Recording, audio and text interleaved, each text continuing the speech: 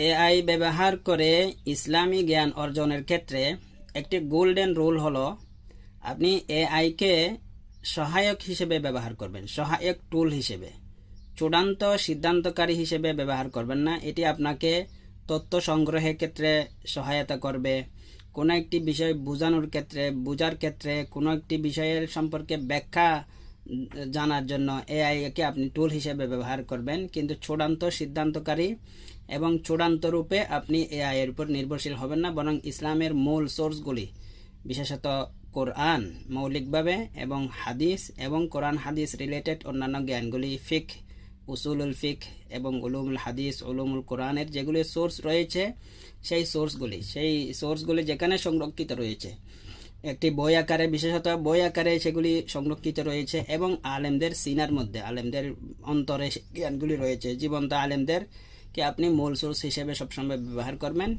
এআইকে টুল হিসেবে ব্যবহার করা যায়, একটি সহায়ক টুল হিসেবে।